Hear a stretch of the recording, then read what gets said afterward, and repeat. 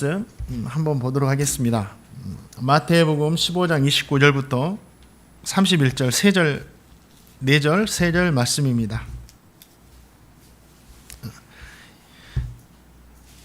마태복음 15장 29절부터 31절 우리 한 목소리로 같이 읽도록 하겠습니다. 시작. 예수께서 거기서 떠나사 갈릴리 호숫가에 이르러 산에 올라가 거기에 앉으시니 큰 무리가 다리 저는 사람과 장애인과 맹인과 말 못하는 사람과 기타 여럿을 데리고 와서 예수의 발 앞에 앉힘에 고쳐주시니 말 못하는 사람이 말하고 장애인이 온전하게 되고 다리 저는 사람이 걸으며 맹인이 보는 것을 무리가 보고 놀랍게 여겨 이스라엘 하나님께 영광을 돌리니라. 아멘. 예수님께서 두로와 시돈 지역으로 하셔서 가나안 여인의 딸을 고쳐주셨습니다. 그리고 나서 곧바로 또 갈릴리 지역으로 돌아오십니다.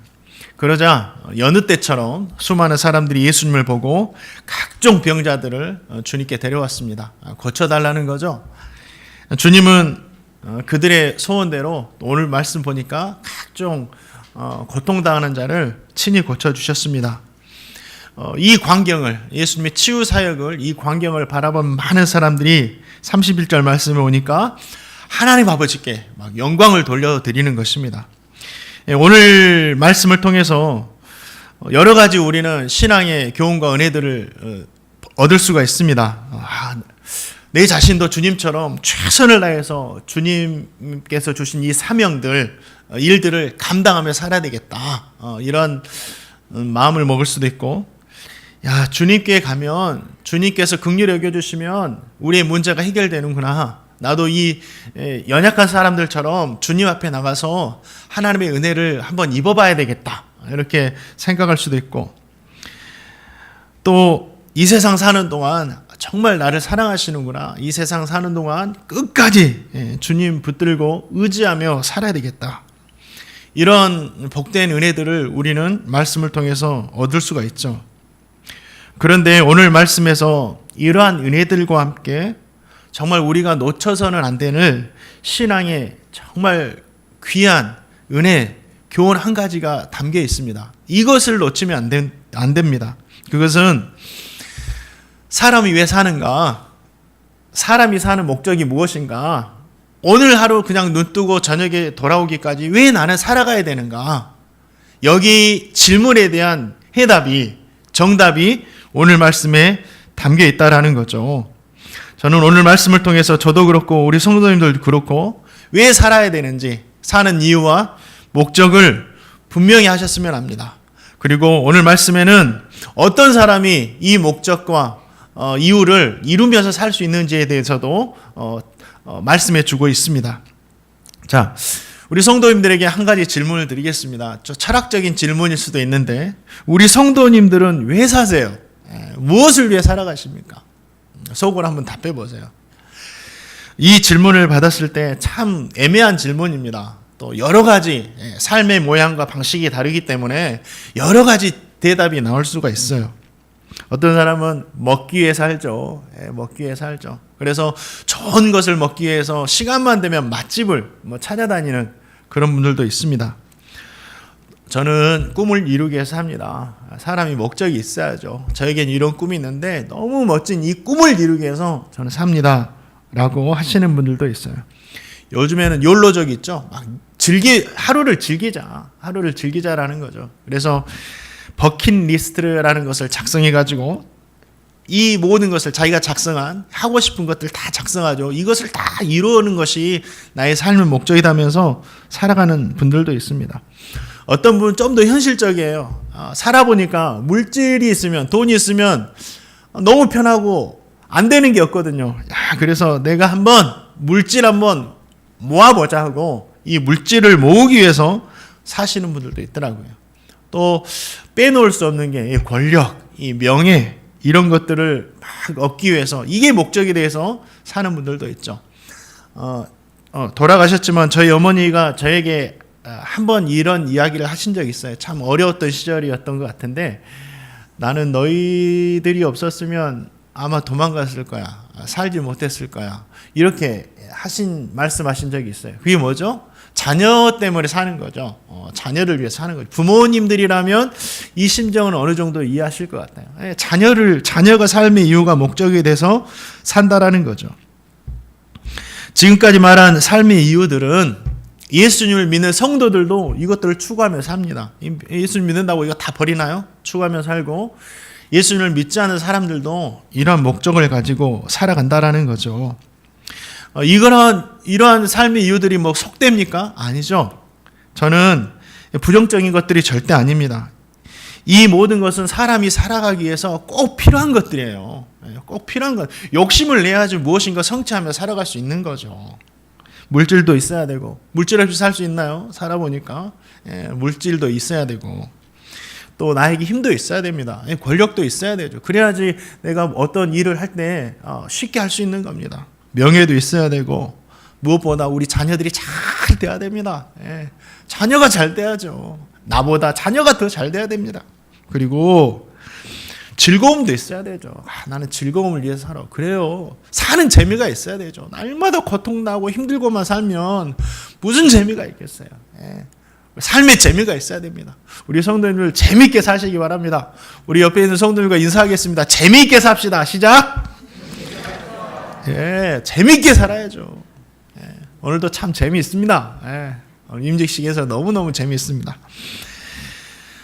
제가 말하는 것들은 이게 속된 게 아닙니다. 예수 믿는 사람은 다 가져야 됩니다. 욕심내야 됩니다. 예수 믿는 사람은 더 많이 가져야 됩니다. 근데 더 많이 가져야 되는 이유가 있는 거죠. 세상 사람들은 몰라도 예수 믿는 성도들은 이 모든 것들을 정말 더 열심히 추구하며 살아야 됩니다. 그런데 이 모든 것을 추구하는 이유가 뭐냐고요. 그냥 그 사람들은, 세상에 예수님을 모르는 사람들은 그냥 그것만 추구하고 얻으면 그만인데, 예수 믿는 사람들은 이것들을 추구하는 이유가 뭐냐고요. 왜 성도들은 살아야 되냐고요. 이것들을 추구하면서. 거기에 대한 해답이 31절 말씀에 나와요. 병 고침을 받고 문제가 치유되는 이유. 자, 31절 말씀 같이 한번 읽어보겠습니다. 시작. 말 못하는 사람이 말하고, 장애인이 온전하게 되고, 다리 저는 사람이 걸으며, 맹인이 보는 것을 무리가 보고 놀랍게 여겨 이스라엘 하나님께 영광을 돌리니라. 그래요. 주님께서 병자를 치료하시자 이를 지켜본 수많은 사람들이 하나님께 영광을 돌립니다. 하나님께 영광을 돌린다고요. 저와 성도님이 사는 목적, 사는 이유가 여기 있습니다. 성도님 모두는 하나님께 영광을 돌려드리기 위해서 사는 거예요. 이겁니다. 웨스터민스터 신앙 고백서라는 게 있어요. 웨스터민스터 신앙 고백서. 오늘도 직분자들에게 웨스터민스터 신앙 고백서, 또 소요리 문답을 믿음으로 받기를 원하십니까? 이런 질문을 하는데, 이게 뭐냐면, 이 신앙 고백서는 영국 교회가 공통적으로 따를 수 있는 예배, 그러니까 예배는 어떻게 드려야 되고, 예배 형식은 어떻게 해야 되고, 교리, 체계화적인 본질적인 가르침인데, 이게 뭐냐면, 원죄가 무엇입니까? 세례가 무엇입니까? 삼위일체는 뭐고, 부활은 뭐고, 성육신이 무엇입니까? 이거를 체계적으로 가르치는 게 교리예요. 교리, 또 권징, 또 예수 믿는 사람이라고 날 천사처럼 사는 것이 아니라 넘어지기도 하고, 또 죄악에 빠져 살기도 하죠. 그러면 교회는 그런 사람들을 바로잡기 위해서 어떻게 징계할 것인가? 그게 권징입니다. 이러한 신앙의 기존들을 기독교 역사상 가장 명확하게 설명한 책이 웨스터민스터 신앙 고백서입니다. 이때 함께 작성한 것이 웨스터민스터 대요리 문답과 소요리 문답이에요. 이것은 1648년에 영국 의회가 공인을 합니다. 이건 정말 맞다라고. 이 신앙 고백서는 그냥 하루아침에 만들어진 게 아니고, 한 5년 6개월인가 7개월 정도의 시간을 거쳐가지고 만들어냅니다. 그 시간 동안 151명의 학자들, 의회 의원들이 모여가지고 한 1000여 번이 넘는 모임을 갖습니다.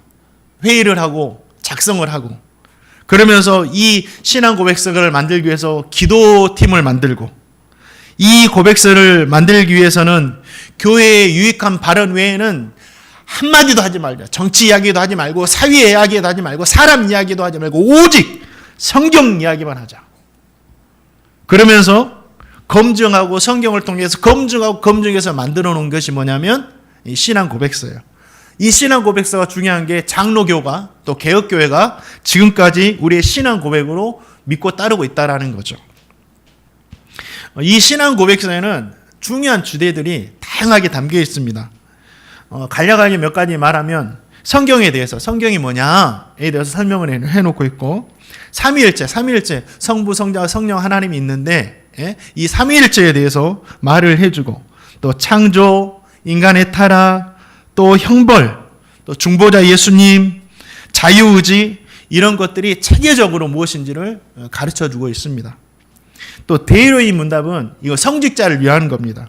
196개의 이 질문과 답변으로 구성이 돼가지고 성직자를 위해서 만들어놨고, 이제 중요한 건 소요리 문답이에요. 소요리 문답. 이 소요리 문답은 평신도를 교육하기 위해서 만들어 놓는데, 여기에는 107개의 질문과 함께 107개의 답변을 해주고 있습니다.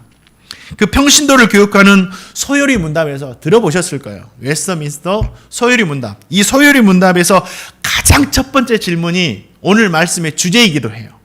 가장 첫 번째 질문이 뭐죠? 한번 보여주세요. 가장 첫 번째 질문, 이게 신앙 고백서고, 자, 넘겨주세요. 여기에 첫 번째 질문이, 한번 질문 읽어볼까요? 시작. 이것만 분명히 하면 나머지는 다 해결됩니다. 사람이 제일 된 목적이 뭐냐? 사람이 왜 살아가냐? 사람이 사는 이유가 뭐냐? 이걸 묻고 있는 거죠. 왜 이것을 가장 먼저 물었을까요? 이것이 사람에게 가장 중요하기 때문에, 이 문제를 해결해야지만이 사람이 정말 하나님께서 부르신 역할을 하며 살 수 있기 때문에 이 질문을 하고 성경을 근거로 답을 해준 거죠. 그러면 성경이 뭐라고 대답해 주는지 한번 또 읽어보겠습니다. 자, 사람이 제일 된 목적, 답. 다시 띄워주세요. 한번 답 읽어보겠습니다. 시작.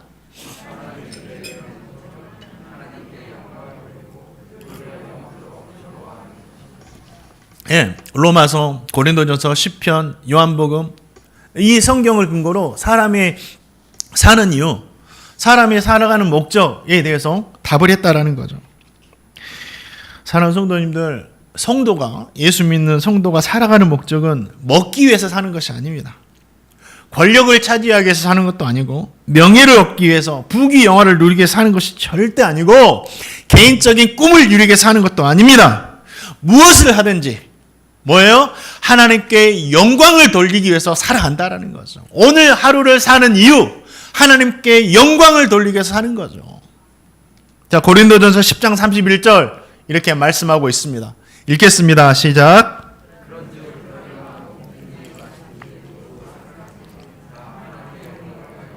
아멘. 먹고 마시기 위해서 살아가는 것이 아니라 먹고 마심을 통해서 하나님께 영광을 돌리기 위해서 산다라는 거죠. 사람이 살아가는데 가장 기본이 되는 것이 뭐예요? 먹고 마시는 겁니다. 하루 금식할 때는 빼고 사람이 먹고 마시지 않고 살아가는 사람은 없어요.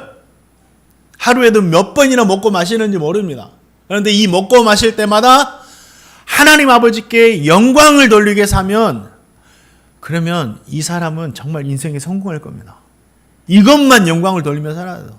아, 내가 먹는 게 하나님의 영광을 위해서 먹는 거라면, 이 먹는 것마저도, 마시는 것마저도 하나님께 영광 돌리게 한다면 얼마나 나의 삶이 하나님께서 원하시는 모습으로 바꿔지겠어요.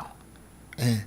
가야 할 때 가고, 가지 않을 때 안 가고, 먹어야 할 거 먹고, 먹지 않을 거 안 먹고, 이게 나의 삶이, 진짜 이것만 해도 나의 삶이 예수님 닮아갈 수 있다는 거죠. 먹고 마시는 것뿐만 아니라 가장 기본이 되는 것, 이것이라면 나머지들도, 모든 것들도 하나님께 영광을 올리기 위해서 하는 거죠. 우리 학생들 학교 다니는 이유가 나의 꿈을 이루고 미래에 잘 살기 위해서 아니에요. 좋은 학교 가고 좋은 직장, 좋은 일, 돈 많이 벌기 위해서 아니에요.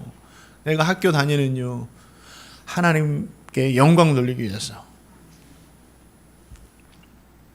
우리 어른 성도님들 직장 회다니 직장 가족 부양하고 오늘 또 나가가지고 돈 벌어가지고 살아가야 되니까 아니에요.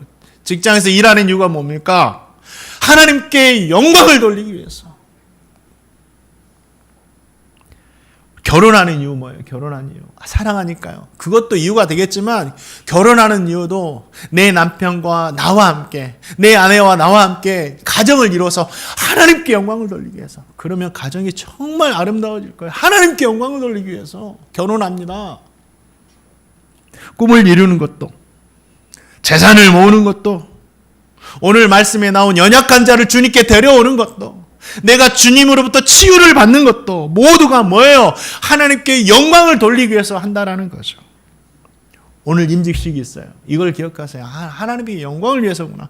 내가 직분을 받고 임직을 하는 것은 어디에 있어요? 하나님께 영광을 돌리기 위해서입니다. 이것이 저와 성도님이 하루를 살아가는 이유, 평생을 살아가는 이유, 사람이 사는 근본적인 목적이라는 거죠. 바로 이 저와 성도님 모두가 무엇을 하든지 하나님께 영광을 돌리게 살아가시기를 주님의 이름으로 축원드립니다. 그러면 우리 성도님의 인생은 정말 성공하는 인생이 될 겁니다. 하나님께 영광을 위한 삶. 그럼 어떤 사람이 하나님께 영광을 돌리며 살 수 있는가?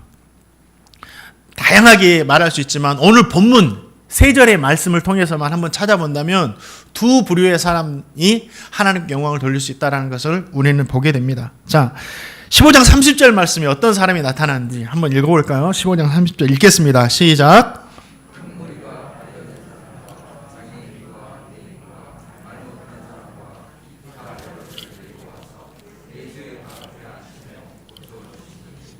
아멘.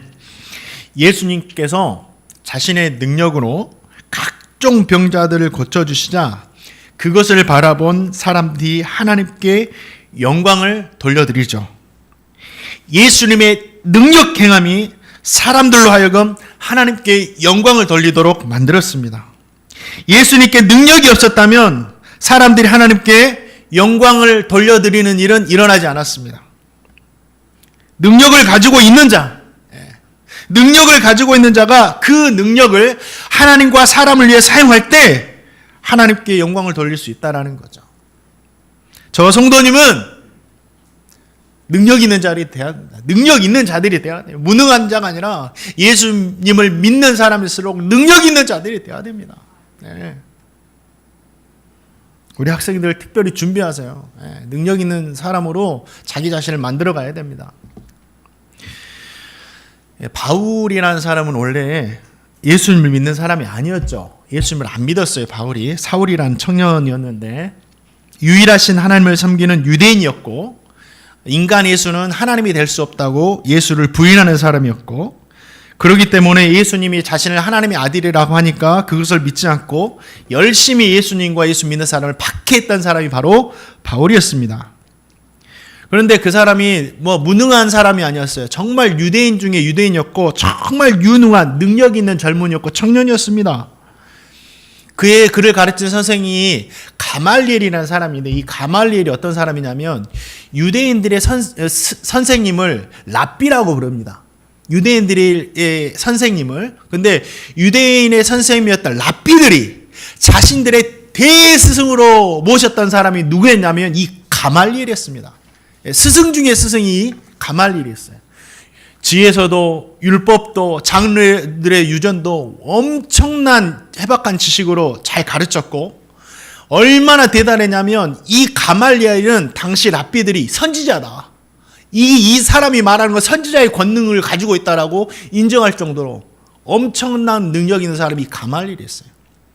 이 가말리엘의 제자가 누구였냐면 사도 바울입니다.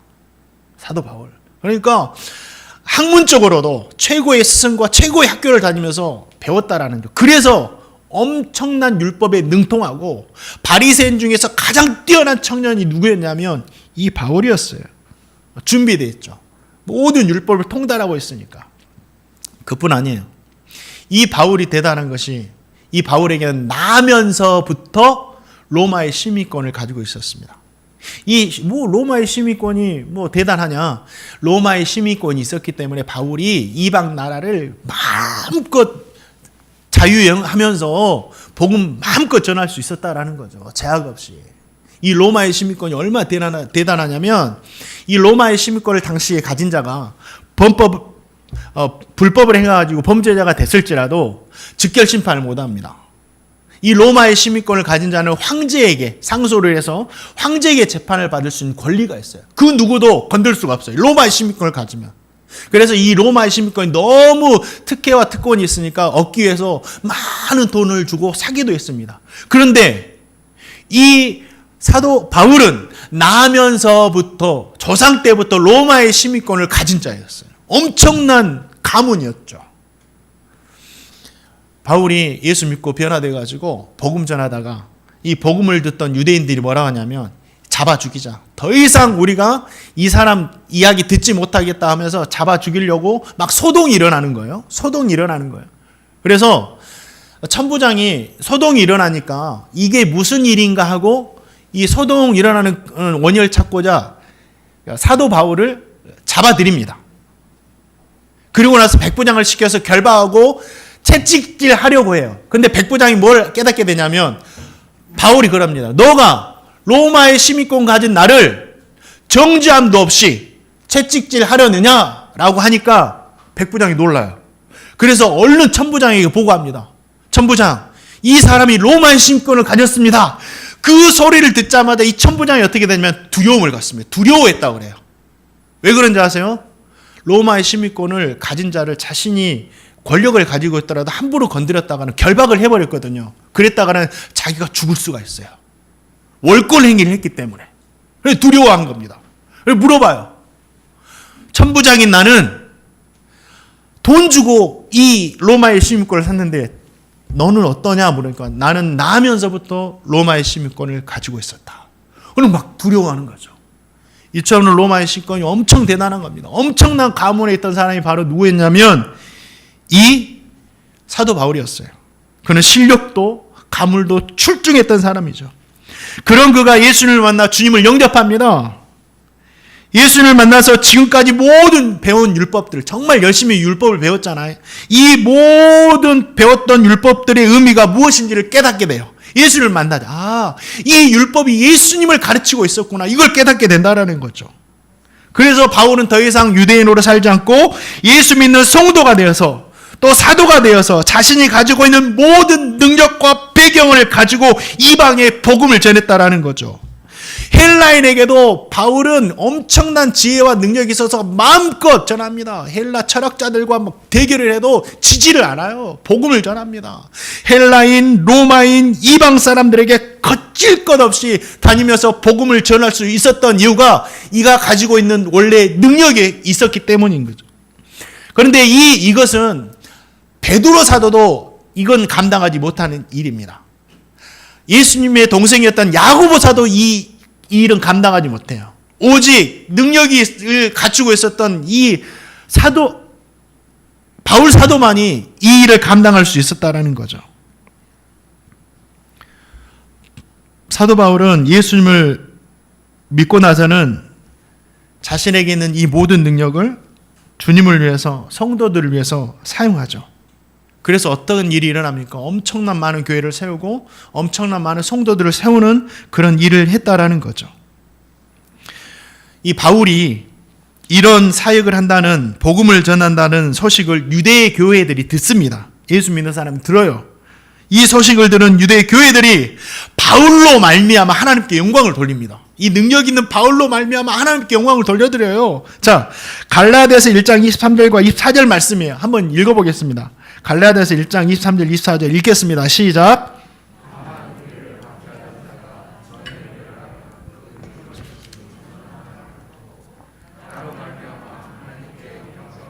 그렇죠. 전에는 예수 믿는 사람은 그렇게도 박해했는데 자기가 박해했던 복음을 오히려 전한다는 그 소식을 듣고 바울로 말미암아 유대 교회에 있는 성도들이 다 하나님께 영광을 돌립니다. 이야, 엄청난 사랑하는 성도님들, 우리에게 능력이 있을 때 그 능력을 통해서 하나님께 영광을 돌려드릴 수가 있는 거예요. 사랑하는 성도님들, 예수 믿는 사람들 능력 있는 자들이 되어야 됩니다.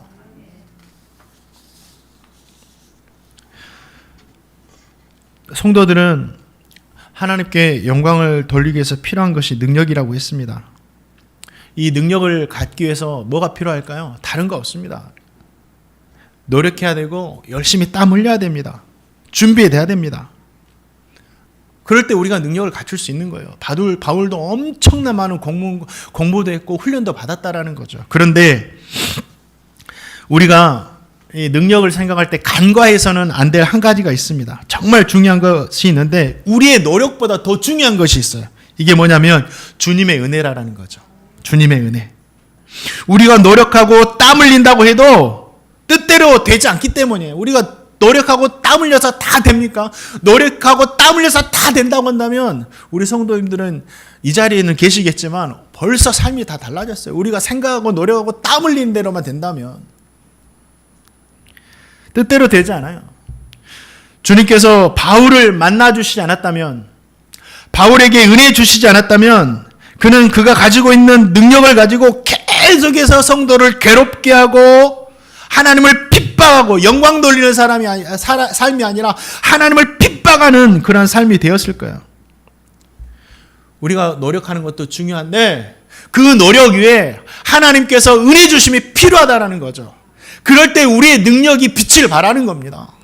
사랑하는 성도님들, 열심히 능력 얻기 위해서 노력하시고 또 한 가지는 그 능력 위에 하나님 은혜 달라고, 진짜 이 능력 제가 가지고 있는 이것으로 하나님께 영광을 돌릴 수 있도록 하나님 은혜 달라고 기도하시는 저와 성도님 되시기를 주님의 이름으로 축원드립니다.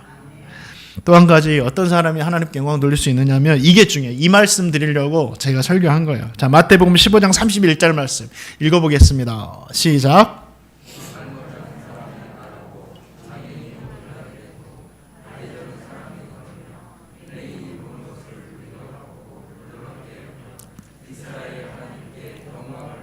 아멘. 그러면 하나님께서 뭐 능력 있는 자만 사용하시고 능력 있는 자들만 통해서 영광을 받으시느냐? 그럼 무능하고 천한 자는 어떠냐? 그렇지 않죠. 주님의 능력을 힘입어서 치유를 받은 사람들은 어떤 사람이들요? 각종 병자들이었어요. 자기가 힘이 없어서 자기 스스로도 나올 수 없고 데려와야지만이 올 수 있는 그런 연약한 사람들이었습니다. 그런데 그 사람들이 주님의 능력으로 치유됨을 보고 하나님께 영광을 돌려드리죠. 맞아요. 능력이 있는 자들만이 가진 능력으로 하나님께 영광 돌리며 살 수 있는 것이 아니라 연약한 자들도 그들에게 하나님의 은혜가 임하면 그 연약함이 변하여서 하나님께 영광을 댈 수 있다라는 거죠. 우리의 연약함은요, 연약함으로 끝나는 것이 아니라 하나님께 은혜를 얻으면 그 연약함이 하나님께 영광을 돌려드리는 도구가 된다라는 거예요. 우리 중에 능력 있는 자가 얼마나 많겠어요. 능력 있는 자들도 있지만 마태복음 15장뿐만 아니라 1장에서부터 살펴보면 연약한 사람들이 자신의 연약함을 통해서 하나님께 영광을 돌려드리는 일이 정말 많이 나옵니다. 주님께서도 40일 금식하신 후에 얼마나 줄이시고 힘없어요. 그런데 그 시간, 정말 연약해질 대로 연약해진 그 금식의 시간에 사단과 싸움에서 승리하시고 하나님께 영광을 돌려드리잖아요.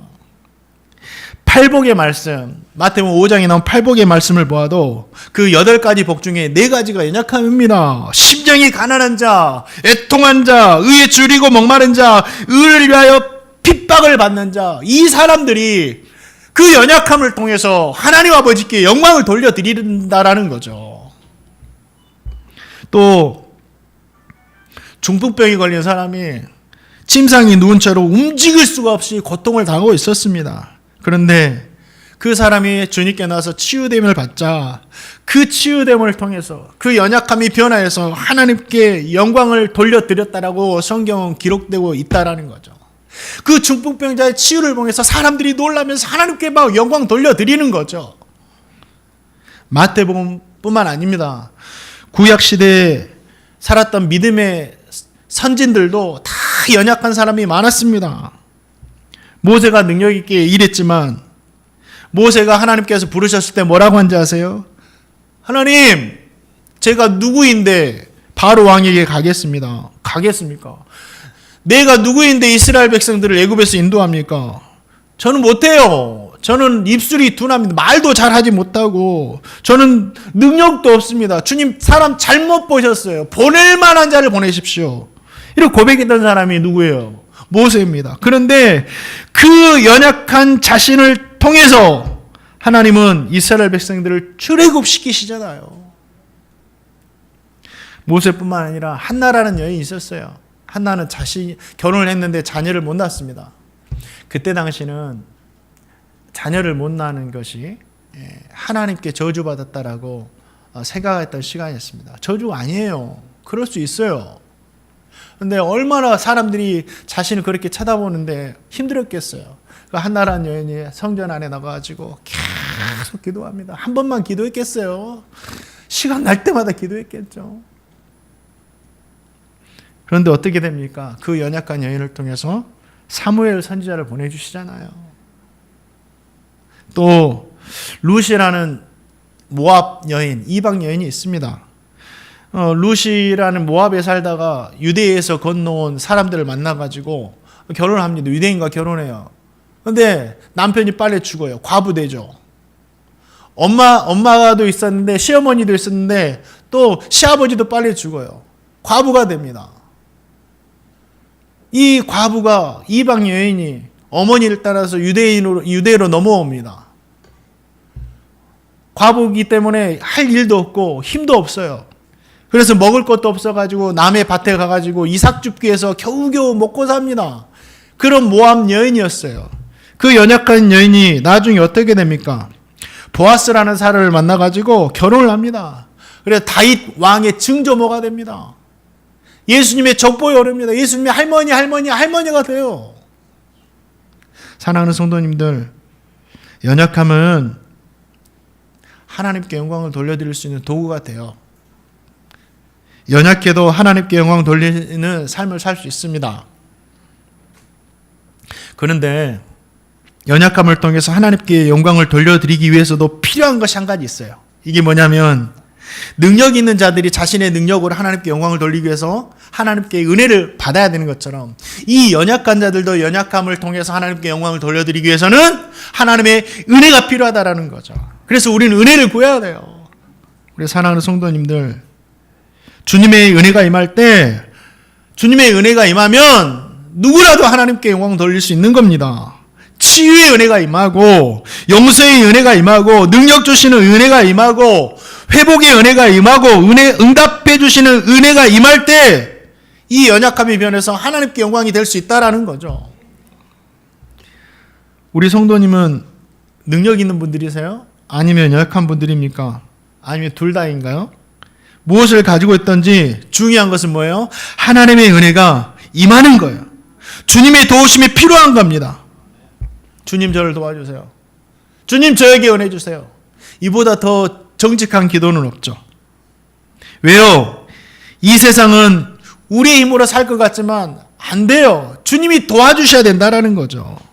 성도는 절대로 주님의 도우심이 필요한 사람이라는 거죠. 성도님, 연약하세요? 연약함이 있어요? 몸에도 있고 마음에도 있고 생활하는 삶에도 있습니까? 그러면 하나님께 영광 돌릴 수 있는 기회입니다. 주님께 나가세요. 주님께 도와달라고.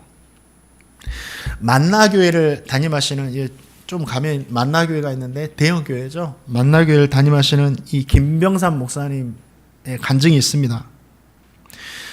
이 목사님에게는 대형교회 담임 목사이지만 장애인 딸이 있습니다. 장애인 딸. 그 딸을 30년 넘게 이렇게 케어하며 사셨죠. 최근에는 또 결혼도 시키고 또 딸이 결혼 생활도 하고 그러는데, 이 더 힘든 게 뭐냐면 딸 아이가 장애를 가지고 아예 태어났으면 할 텐데 이 후천적으로 생긴 장애였어요. 딸 아이가 건강하게 태어났는데 아팠어요. 그래서 병원에서 입원을 했고 치료받은 후에 퇴원을 했는데 1년 후에 이 딸아이에게 장애가 찾아왔어요. 고쳐달라고 많이 기도했답니다. 하나님, 장애를 고쳐주세요. 그런데 하나님께서 고쳐주시지 않고 응답 주시지 않더래요. 더해서 치료하려고 또 약도 사용하고 치료를 받았어요. 그런데 약물 부작용으로 이 딸아이에게 지적 장애까지 생기는 거예요. 그 일로 해서 목사님이 간증을 통해서 말하는데 깨달은 것이 있답니다. 예전에는 성도들에게 이렇게 말했대요. 노력하면 뭐든지 할 수 있습니다. 노력하면 안 되는 게 없습니다. 이렇게 선포하면서 지금까지 자기가 살아온 방식이었어요. 그런데 딸 아이를 보면서 30년 넘게 이렇게 데리고 살면서 깨달은 것은 노력한다고 다 되는 것이 아니구나. 인간이 노력한다고 다 되는 것이 아니구나. 이걸 깨달았답니다. 그러면서 하시는 말씀이 하나님 도와주셔야 살 수 있구나. 하나님 은혜 주셔야 살 수 있구나. 그리고 하나님 도와주세요. 기도한답니다. 그리고 자기 교회도 도움이 필요한 성도들에게 도움을 주는 교회가 된답니다. 하나님 도와주세요. 도와줘야 살 수 있으니까. 도와주세요 하는 기도가 가장 용기 있는 기도 같다고 이 목사님 말해요. 도와주세요. 그렇습니다. 우리 주님이 도와주시면 됩니다. 우리 연약함이 있는 것 우리 주님이 도와주시면 됩니다. 능력 있는 자도 도와주시고 연약한 자도 도와주시고 그러면 저와 성도님이 하나님께 영광 돌리며 살 수 있는 거예요. 사랑하는 성도님들 여러 가지 연약함이 있으세요? 말 못할 아픔이 있습니까? 그러면 하나님께 이야기하세요. 하나님 도와주세요. 하나님 도와주세요. 하나님 은혜 베풀어 주세요. 가장 용기 있는 기도하세요. 하나님께서 우리 성도님 모두의 기도를 들으시고 도와주시는 은혜 주셔서 성도님에게 있는 이 연약함이 변하여서 하나님께 영광을 돌려드리는 삶이 되시기를 주님의 이름으로 축원드립니다. 말씀을 맺겠습니다. 사람이 사는 이유가 뭐죠? 오늘 하루는 사는 이유가 뭡니까? 일을 하고 공부를 하고 열심히 돈을 버는 이유가 뭡니까? 다른 것 없습니다. 하나님, 이 모든 것을 통해서 하나님이 영광 받아주세요. 나의 자녀를 통해서 하나님 영광 받아주세요. 내가 오늘 일하는데 나의 일을 통해서 하나님 영광 받아주세요. 제가 먹고 마시는데 하나님 이것을 통해서도 영광 받아주세요. 성도님이 가지고 계신 이 능력으로 우리 어른 성도님들은 기회가 많이 없습니다. 그러나 우리 젊은 어린 자녀들은 꼭 들으세요. 능력을 준비하십시오. 그 능력은 어디서 만들어진지 아세요? 여러분에게 주신 달란트와 책상에서 만들어져요. 책상에서 만들어지죠. 그럼 부인할 수 없습니다. 가지고 계신 능력과 성도님들이 겪고 계시는 연약함이 거기에 하나님의 은혜가 임해서 성도님 모두가 무엇을 하든지 하나님께 영광을 돌리며 살아가는 삶이 되시기를 주님의 이름으로 축원드립니다.